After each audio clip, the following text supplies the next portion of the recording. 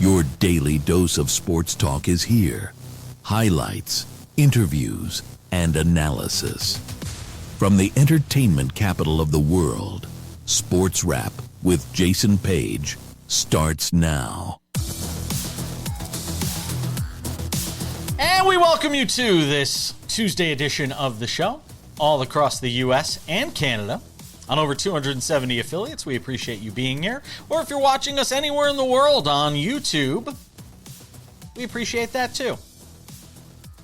Whether you're watching because you love us or watching because you just want to scream at the TV, we love you too. A lot to do over the next 60 minutes on this show. Sam Yarnell will be here. We'll recap the trade deadline.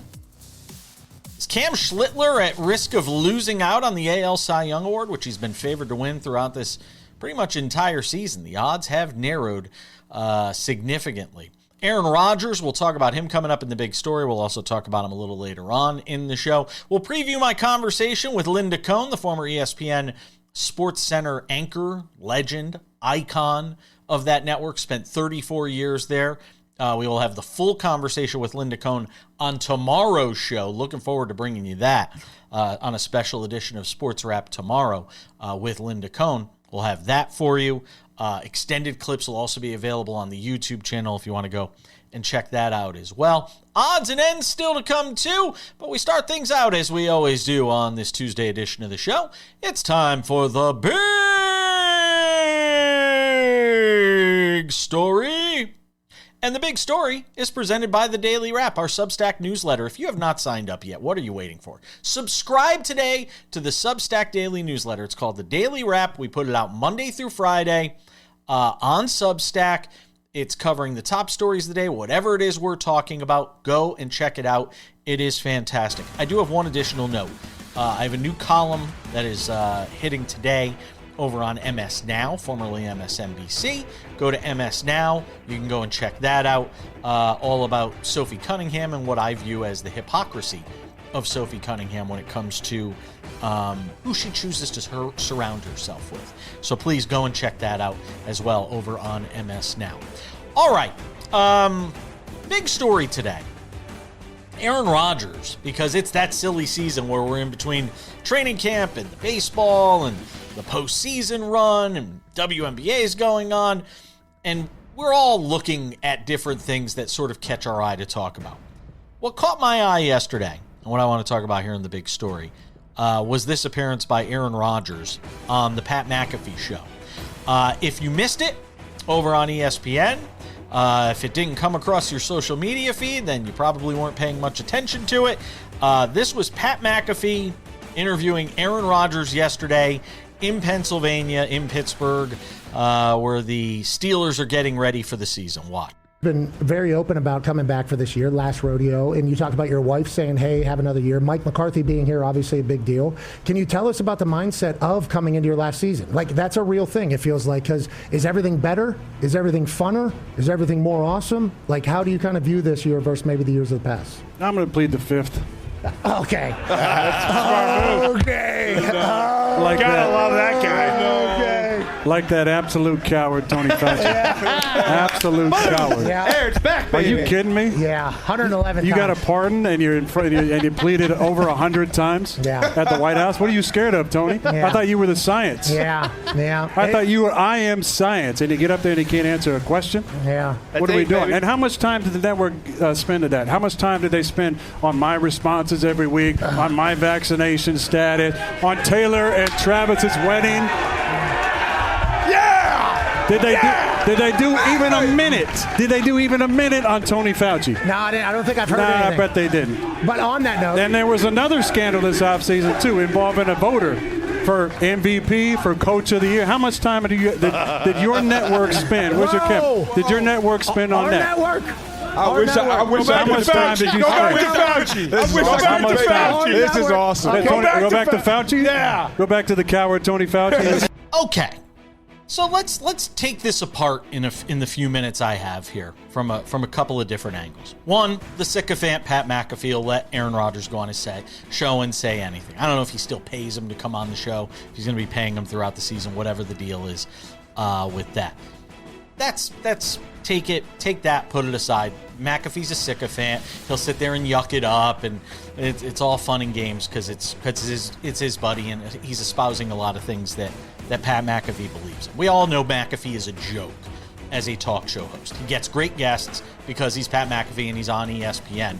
But let's not have any sort of illusions about what you're getting with Pat McAfee if you're watching that show. It's not a lot of intellect, we'll just say. That's one. Put that aside. Two, Aaron Rodgers wants to take a victory lap at the expense of Dr. Tony Fauci. And here's the reality. There is a thing called the Fifth Amendment in this country, and you are allowed to plead it.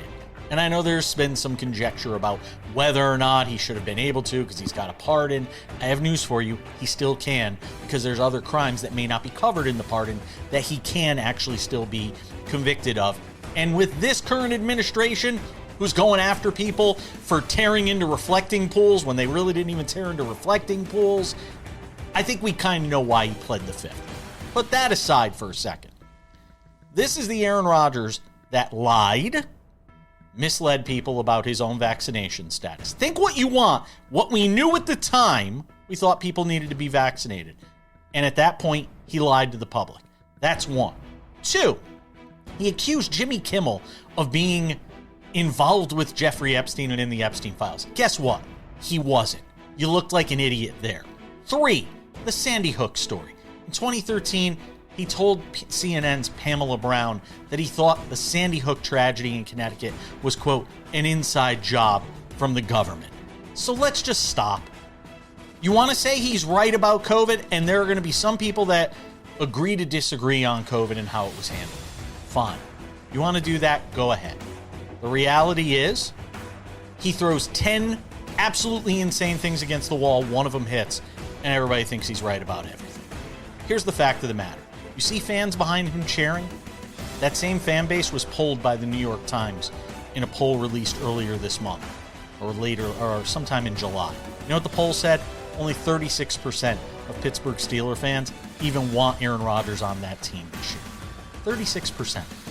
It's a tiny number. Nobody wants him. He's not even a top 20 quarterback in the league.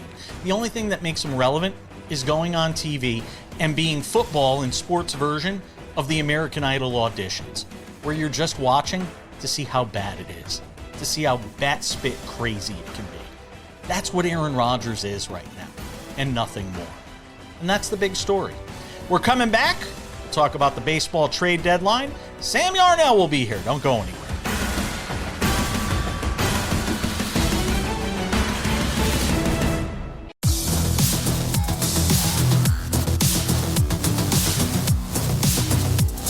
Welcome back to the show. I've had my say in the big story. A lot of topics to choose from today. Sam Yarnell is here. So the trade deadline has come and gone, Sam Yarnell. Plenty of deals. Plenty of names moving around. Teams jockeying, teams mailing it in.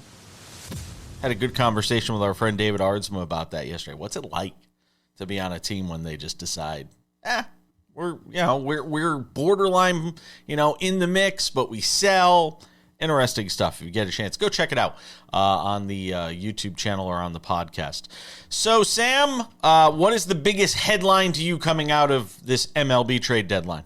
Well, Jason, I think you and I did a pretty good job covering it yesterday. Everyone is still just going to be talking about the Skubal trade. It is obviously going to be the most important, move of this probably MLB season. Like, let's be frank, it'll probably end up being the most, consequential move of this entire season. So, if you want to go see my take on that, go back where we keep all the records on the YouTube channel and stuff and watch yesterday's episode.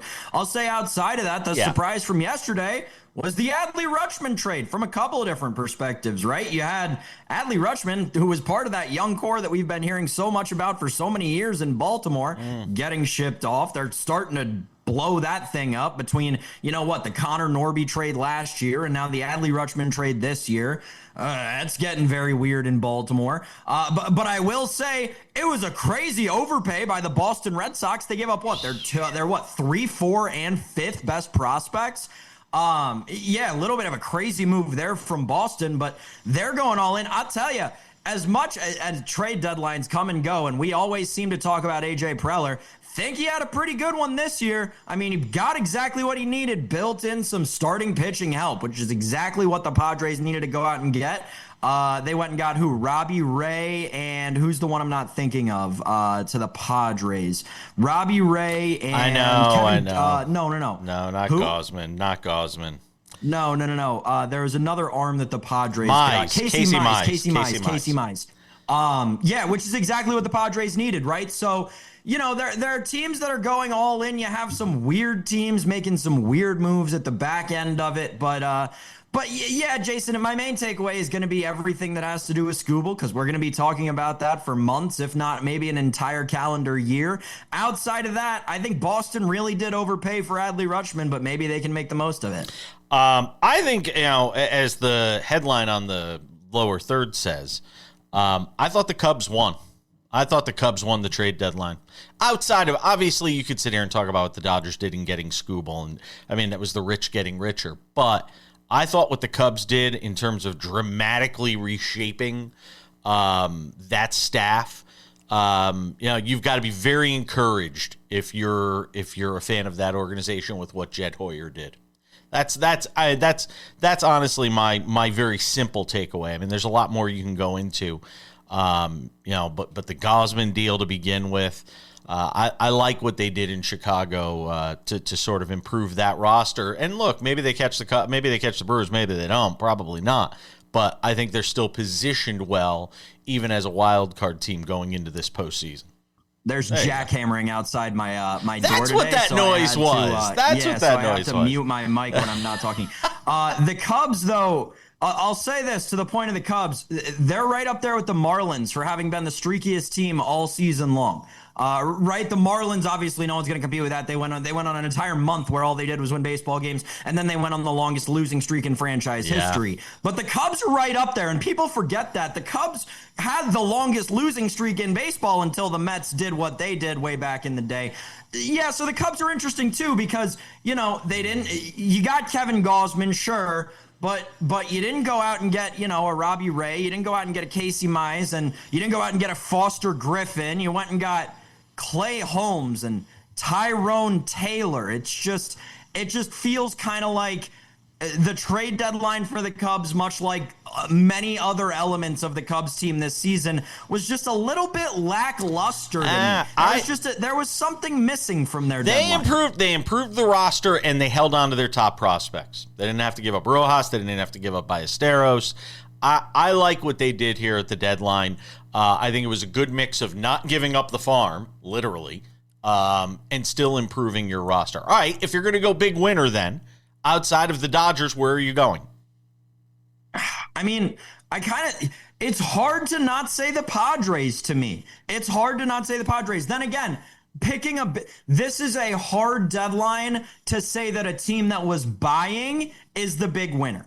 Right? You look at all the packages that were going all around. It is so much easier to say it's a lot easier to say the Baltimore Orioles were the big winner of this trade deadline. It's a lot easier to say the Washington Nationals were the big winner of this trade deadline when they flipped 4 players for 9, right? The thing is, with this trade deadline, it's hard to declare one of the buyers a winner with what we all know is impending with baseball, right? All of these contracts, even the teams that went out and got guys who are controlled through next year, what does that mean? What is that worth? From everything that we're hearing, it might not be worth anything. It might still be a rental. So, I'm very, very kind of off-put by this trade deadline. Not in that it lacked, a gross amount of moves. There were tons of moves, and I think it was like 40 major league players across all teams moved teams. But at the same time, Jason, it's hard to look at this deadline and be like, yeah, man, this team so clearly won, and there's going to be fine for years to come, and they're set up this year, because you just don't know with the uncertainty that looms over baseball. Yeah, there's no question about that. Joe Adell also, by the way, landing with the Guardians. I said yesterday on the show I thought he would get moved. David Ardsman and I were in some sort of disagreement on that. Part of a pretty decent day for the Guardians, who are in that ultra-competitive AL Central. And competitive doesn't mean great. It just means competitive. Foster Griffin, Nathaniel Lowe going over to the Guardians along with Joe Adell, who I think a change of scenery is going to do him good, too. You make a great point here, and I may not have given them a fair shake. The Guardians may be the winner of this trade deadline, not only because of the moves that they made that you just mentioned, but Skubal's not in the division anymore. The Royals sold off pieces. Like, there are a lot of players in that division who sold. Guardians might be in a great spot because of this deadline. Yeah. Sam Yarnell, by the way, not Monica McNutt getting a pedicure or a manicure or anything like that, but having to deal with distractions no less because of the jackhammering going on outside of his home. Very well done, Sam Yarnell. We're coming back. We got more to do. Aaron Rodgers and the very awkward appearance on the Pat McAfee Show. That's next.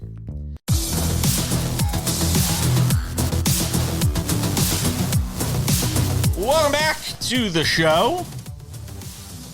Coming up in 10 minutes, we'll be talking about something. AL Cy Young Award race.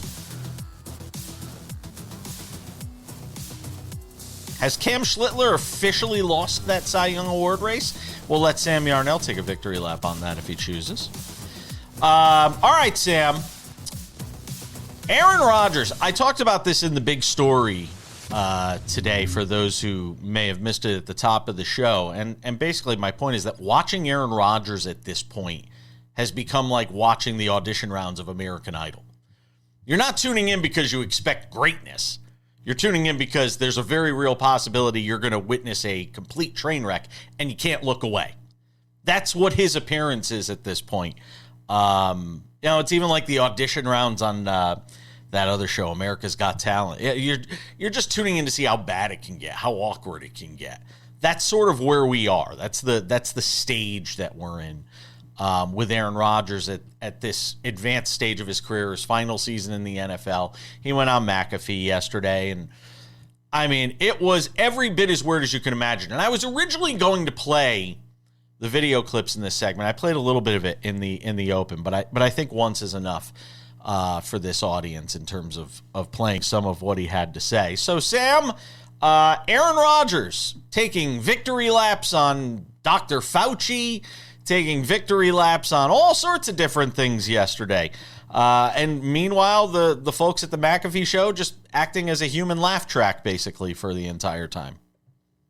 Yeah, I mean, the politics of media, someone's gonna get pissed off. Shut up and dribble, Sam! In the Disney boardroom or the ABC boardroom, someone's gonna get pissed off, and it's gonna be bad for Pat McAfee. But like, they'll just keep kicking that can down the road because those guys out in Indianapolis who I am a little too close with, honestly. They're so good at that. That's what they're good at, is kicking the can down the road. But that's not what I'm here to talk about. The Aaron Rodgers thing is hilarious. Aaron Rodgers is such an idiot for so many reasons.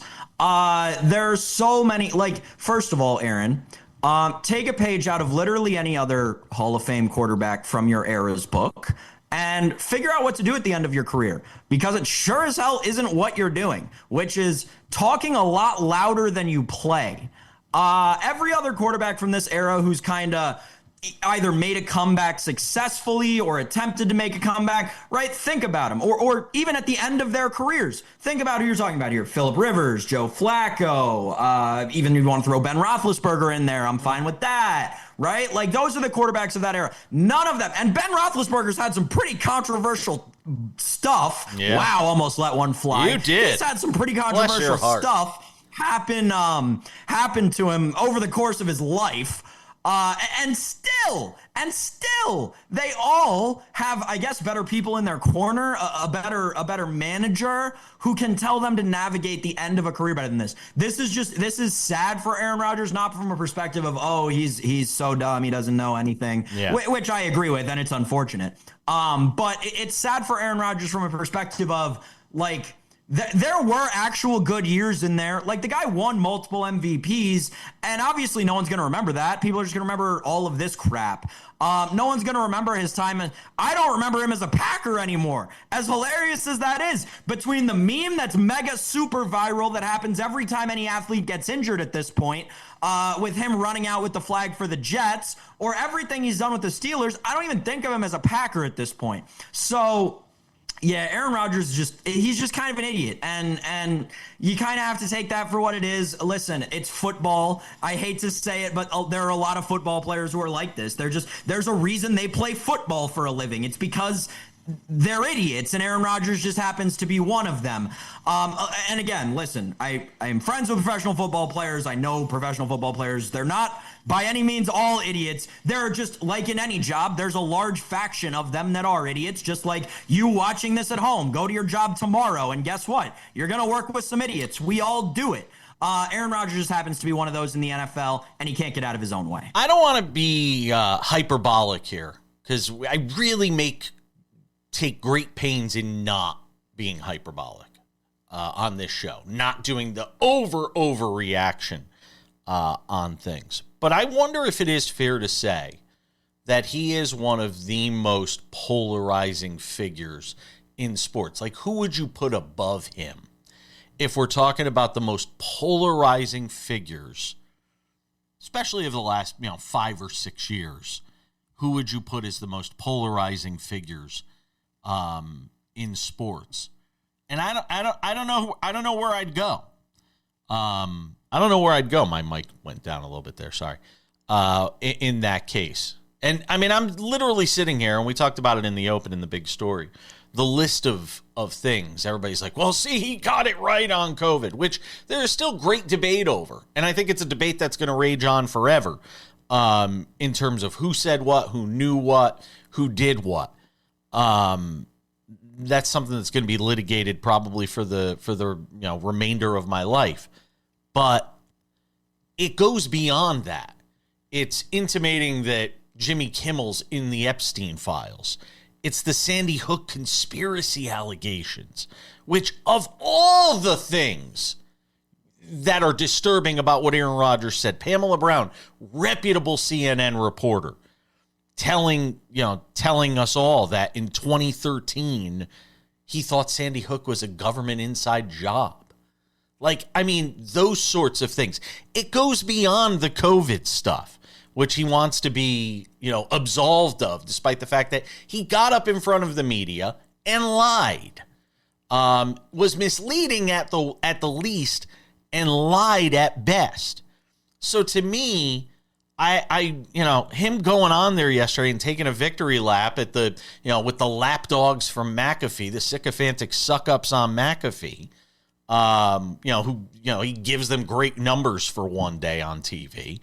It's just, I'm over it at this point. Like I said, it's American Idol audition-ish bad at this point. But I'll put it to you like this: as someone who is in the target demographic, you are for his American you should love Idol him. Audition. Yes. I should. And people my age and the people I hang out with should. And even people who have different ideals than me should. And what do I see? The opposite. People my age make fun of him. And this is this is my entire point. This is why Aaron Rodgers is an idiot. Because he's so dumb, like he's so unable to figure things out, or has people around him who are so numb to everything that's going on the internet that he doesn't even see that the target demo just makes fun of him. Has Cam Schlittler lost the Cy Young Award? We'll make the argument one way or another next.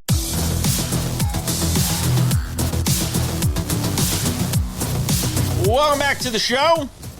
Yankees get bombed by the Cardinals on Monday night. Was it Alec Burleson? I almost said Nate Burleson. 3 home runs in the game. Cam Schlittler got roughed up. Now, look, he had a great outing, his last outing, I believe it was, against the White Sox. I think it was. On the road in Chicago.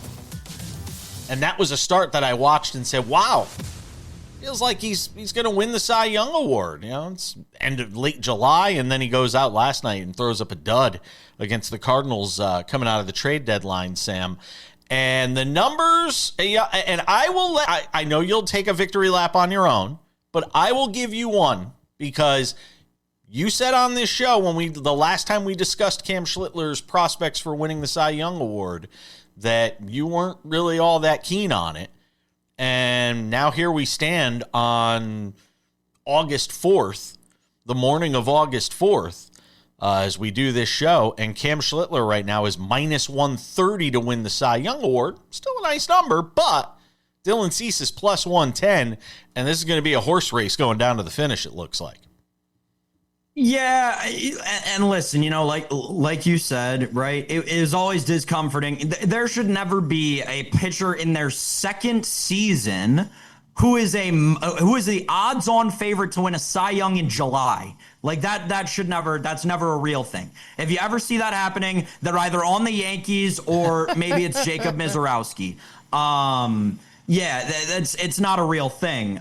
So yes, obviously, the question of the segment, do I think that Cam Schlittler has lost his grip on the AL Cy Young? No is my answer to that. Why? Because he never had a grip on the AL Cy Young, in my opinion, especially because it's the Cy Young Award. If you've watched any of the last 5 years, especially in the American League, but throughout all of baseball, you know that the writers seemingly don't even start watching pitchers pitch for Cy Young contention until late August, right? They watch like their last 3 starts of the year and make their Cy Young decisions based on that.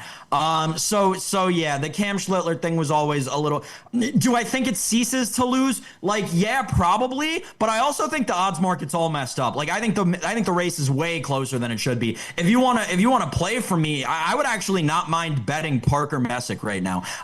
Go look at Parker Messick's numbers and where they compare with literally all these guys. He's right there. And I know people are gonna say, oh, Gavin Williams is the ace of that stuff. Gavin Williams has been hurt, right? And if Gavin Williams is hurt and Parker Messick steps up over this next month and a half, Parker Messick's going to find himself squarely in that race, and you can get him at 40-1 or better out at some books right now. So, yeah, again, I don't think Schlittler ever really had a grip on the Cy Young, so I don't think he's losing it. It's probably Cease's award to lose at this point with how good he's been, but I'm going to buy some Parker Messick stock in the AL Cy Young race. Schlittler at 3 innings, 4 hits, 4 earned, 5 walks. That was the problem. They will kill you. And 6 strikeouts, his ERA jumps to 2.26 for the season with that loss. Hey, good news for the Yankees. Luis Garcia in his first Yankee game hit a home run for the Bombers, and it was a bomb for the Bombers, Sam. So that is something if you're a Yankee fan to be encouraged about. Giancarlo Stanton also taking BP for the Yankees as he gets closer to returning. And I said this yesterday to David, and I'll just throw it out to you.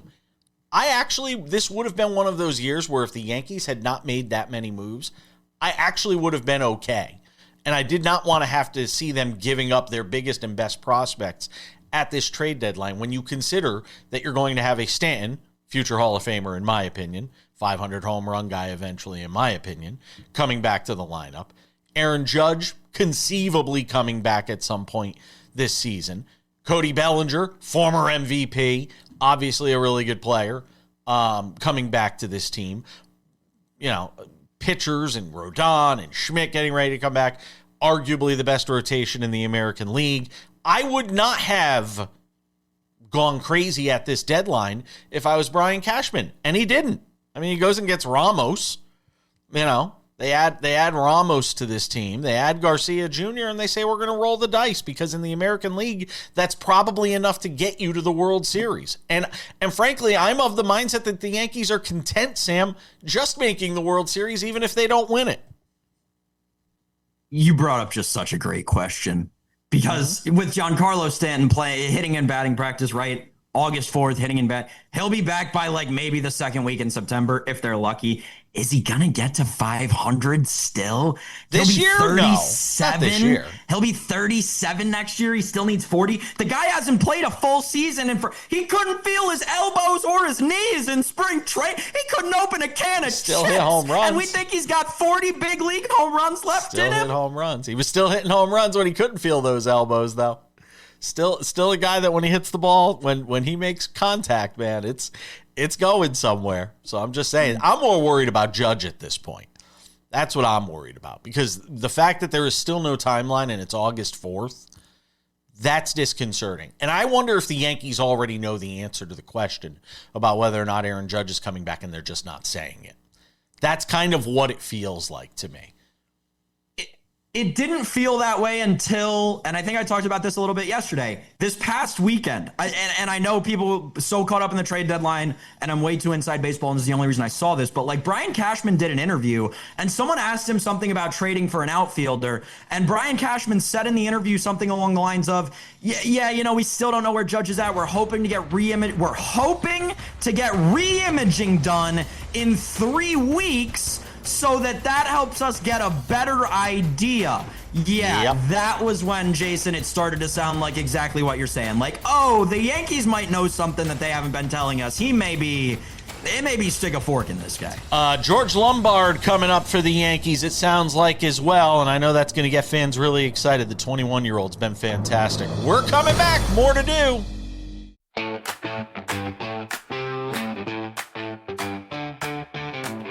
Welcome back to this Tuesday edition of the show. Tomorrow's show is a very special edition of Sports Wrap. Linda Cohn, who I've known for a long time, going back to my days working for an ESPN radio affiliate in Hartford and then ESPN Radio in New York. I remember interviewing her in 2009 when her book Coneheads came out. Got to sit with her at a dinner for a charity golf event we did. Just fantastic. I had the chance to catch up with her for a conversation that's going to air on tomorrow's show about everything going on in sports media, Aaron Rodgers, Tony Romo, the WNBA. We talked about it all. And I was very fortunate to do so. But I wanted to give you guys just a little peek at what we're going to be talking about in my conversation with Linda Cohn on tomorrow's edition of Sports Wrap. And I wanted to find out from her what it's been like in the days since retiring from ESPN, but not retiring from sportscasting. First of all, Jace, thanks for the kind words. Great to be on with you. It's been great. It's been an adrenaline rush. It's starting over again. It's challenging myself. It's keeping my mind busy. It's keeping my mind occupied. It's better than it's ever been. It sounds cliche, but for me, it's fact. I have total freedom. I say that on my show, #Total Freedom, Jace, because like it or not, there are advantages for working for ESPN, and there were plenty. I was there 34 years, but I earned those advantages. But there are a lot of things that I wasn't a big fan of, but you had to be tongue-tied a little bit, meaning you had to kind of zip it and kind of hold in your thoughts about certain subjects. And you could speak your mind. You could say, hey, I want to do this story, or this story should be covered in SportsCenter. And they would let you have a conversation. But in the end, it wasn't up to you. And so to your point, with this show that I have, the Linda Cohn Show on YouTube, it's been fantastic because I just react. And that's why I had the longevity at ESPN, not because I was able to speak my mind. I'd sneak in some comments. People who watch me over the years like you know which side the bread is buttered on, type of thing, and where I stood. But I just felt like when I did highlights, I would say what I want, and it would be reactive. It would be natural. It wouldn't be choreographed. And that's how I feel with this show, the Linda Cohn Show. Like a piece of video would come up. I said, let's have this on the show. I want to react to it. And a lot of times, and also I have fan questions, and I never see the questions in advance, and let me react to it. So it has a little bit of that kind of feeling of like living on the edge that you had doing a late night SportsCenter when games were ending and you had to react to it. And which I felt I love that. That was the greatest part of SportsCenter. That's why I love doing the highlight shows, because you're reacting to actual sports and what happened. And back in the day, we were talking about sports. Now I'm talking about stuff off the court, off the field, Jason. Yeah, and in the later years, 34 years at ESPN, as you started to see others depart or go out the door. I was talking about the Stan Hills, the Neil Everetts, the Stan Verretts, Kenny Mayne, all these people you worked with. Did you start looking over your shoulder? Like, describe what that environment is like for somebody that's been there a long time, and you're watching other people that have been there for a long time sort of depart. Are people looking at you as if to say, all right, go, jump, don't make us push you? Does it have that sort of environment to it? I don't know if I would say that. First of all, you have to block out all of that. Yeah, I tell young people all the time, you have to block out any noise you think you hear. You can't create stories just because perhaps you have a feeling that something's up. That's not your concern. That's not your decision. All you can do is go out there and be yourself and kick butt and just crush it. And then no one will have anything on you because you kicked ass. And that's what I always tell people. Did I feel any kind of thing? Well, sure I did, Jason. Honestly, I mean, they closed down the LA studio 2 years ago. They gave everyone, our entire staff, 6 weeks to make a decision. Some they didn't ask to make a decision. Some they didn't want back. I didn't want to be dictated to, and it took me by surprise. I felt sad for our staff. A lot of young people, a lot of young families, and they had to decide if they wanted to go back to Bristol, Connecticut, or go to Bristol, Connecticut for the first time and move there, or have to look for another job in Los Angeles. I just didn't like the way that was handled. It was awful. So that's when I saw the writing on the wall. Stan went his direction. He chose not to hang around. I don't know if he was offered to, and that's his business. Stan Verrett I'm talking about. But for me, I was like, I'm not going to let anyone push me out. But I did have to I didn't work much that final year, I'll be honest with you, because they cut my salary 80%, Jason. In that final year, they just said, okay, you could do a bunch of events for us, like 15 events. I ended up doing about 4 events the entire year. I felt like I was retired in my last year, technically, at ESPN. When they didn't renew my contract, when it was up in this past June, I knew the writing was on the wall. They obviously didn't have a need for me or want me, even though I suggested different ideas off camera. If they wanted to keep me around to promote ESPN, to promote Disney, to do all that, there was no interest. And so I said, you know what? Guess what? I'm out of here. And I said to the people that asked me, not the bosses, because they never got on the phone with me. It's the great middle management people who said, Linda, we want to give you a good send off. And a great guy, Johan Castillo, who is one of these middle management folks, he goes, Linda, what would you like to do? Do you want to just stay in LA? You want to just do something on Zoom? And I'm like, you know what? This is going to make ESPN look a hell of a lot better if they fly me out to Bristol and say goodbye from there. And Johan was like, oh, sure, I'll ask the bosses. I'm sure they'll give a check for that. And they did. But that's all they did. And then the good people, the producers, the directors, the middle management people, the camera operators, the audio they made it. My colleagues that I got to see when I was in Bristol for the big goodbye, that's what made it special for me. And I'm really glad I was, as I say, better, not bitter. Hear more of my conversation with Linda Cohn on tomorrow's edition of Sports Wrap. Coming up next, it's odds and ends to wrap things up.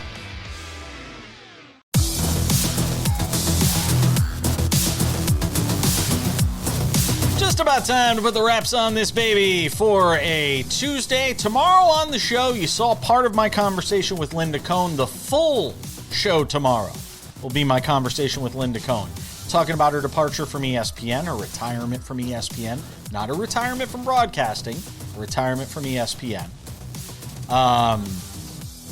The state of the union when it comes to women in broadcasting. I wanted to get her thoughts on that. You'll see that on tomorrow's show. And a lot of controversial topics that she and I don't necessarily agree on. That'll be on the show tomorrow. You'll definitely want to be tuning in for that. Couple of reminders before we go. The Sports Wrap with Jason Page podcast. The audio version of this show available Monday through Friday, wherever you get your podcasts. Spotify, Apple Podcasts, YouTube Podcasts, iHeartRadio, TuneIn, Odyssey, Amazon. Anywhere you get a podcast, you can listen to this show in crystal clear audio. It is fantastic as a audio companion. I promise you. Wherever you get your podcasts, go and subscribe today. The Sports Wrap with Jason Page YouTube channel is the place to find all things Sports Wrap with Jason Page on the video side. The Monday through Friday TV version of the show is there. Commercial-free, 45 minutes every afternoon without fail. Extended conversations like the one we had with Linda Cohn, which is going to be on tomorrow's show. It went more than the time we had allotted for. So you'll get some of that bonus content over on the YouTube channel. Subscribe. It's free. It's fantastic. Sports Wrap shorts are also there with some of the biggest stories in sports. When they break, we have commentary on them. Sports Wrap originals as well. All on the YouTube channel. Subscribe today. The Sports Wrap with Jason Page website is hot. SportsWrap.tv is the place to go for everything I just mentioned and a whole bunch more. The aforementioned podcast, the aforementioned video and TV version of the show. Sports Wrap shorts are there. We've also got the Substack Daily Newsletter that we told you about earlier in the show. The Substack Daily Newsletter, you can subscribe right there on the website, sportswrap.tv. Want to know where to find your affiliate? Want to know how to watch the Monday through Friday TV version of the show? We've got a spot for that. All you do is type in your city and state. Boom.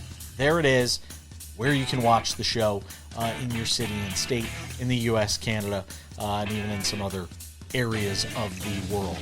So go and check that out as well. And now, without any further delay, on this Tuesday edition of Sports Wrap, it's time for some odds. There it is. Better late than never. And ends. Odds and ends on this Tuesday. Couple of football notes, couple of NFL-related notes with actual stuff going on the field as opposed to Aaron Rodgers being a clown off of it. The Falcons make a big deal. Bijan Robinson gets a record deal from the Atlanta Falcons, and well-deserved. He is obviously everything they could have possibly hoped for. 3 years, $75 million for Bijan Robinson with the Falcons. So that hold-in will obviously come to an end. It makes him the highest-paid running back in NFL history. ESPN's Adam Schefter had it first. $51 million of that $75 million is guaranteed. Clutch Sports negotiated it, and now Robinson will make $22.25 million per year, which surpasses Saquon Barkley, who was making $20.6 million a year.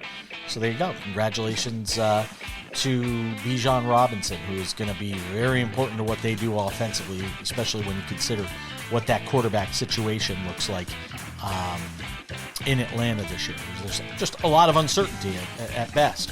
Two-time Pro Bowler Zay Flowers and the Ravens, they get a deal done. 4 years, $140 million. That includes $108 million guaranteed. You know, everybody talks about salary caps, and I always kind of laugh about it. Because we can sit here and talk about salary caps all day, but man, some of the numbers that come out of sports like the NBA, where there's a salary cap, sports like the NFL, where there's a salary cap, it doesn't stop the stars from ultimately getting their money. I think where it hurts is the guy that's in the middle and the guy that's on the end of the bench. And, you know, the 52nd guy. Those are the guys that it obviously impacts more. The stars are still going to get their money. You got to figure out ways to massage the cap, ways to work around the cap, but the stars are going to get their money. Zay Flowers, the latest example, $108 million guaranteed, and again, 4 years, $140 million. Congratulations to fans in Cleveland. You had the Cleveland Rockers in the WNBA. It didn't go very well. In 2028, we all knew they had a new WNBA franchise coming. They have named the team and they have revealed the logo for the team. The Cleveland Sirens are coming to the WNBA in Cleveland. Not sure what I think of that name. The Sirens? Really? You know, when the Indians changed to the Guardians, I thought the Guardians was a cool name. Logo works. I think that works. I would have liked if they just went back to the Rockers. It's Cleveland. It's home of the Rock and Roll Hall of Fame. Play off it. Just because it didn't work the first time around, this is a whole different WNBA. This time around, it probably will be more successful, and we've seen the success that WNBA expansion franchises have had. Look at what's going on in Golden State with the Valkyries. The Sirens? And there it is. Let me know what you think. You can see my handle there on X, at the back page. Let me know what you think of the Cleveland Sirens, our friends watching on Rock City, Rock Sports and Entertainment Network out there in Ohio. What do you think of the Cleveland Sirens? Good luck. It's going to do it for us on this Tuesday edition of the show. Thank you to Sam Yarnell, as always. Thank you to Linda Cohn. Again, that full conversation with the former ESPN SportsCenter anchor on tomorrow's show. She's the host of the Linda Cohn Show over on YouTube. Go and check that out. But for this Tuesday, that is going to do it for me. We'll see you back here on Wednesday for an all-new edition of Sports Wrap. I'm Jason Page. Bye-bye.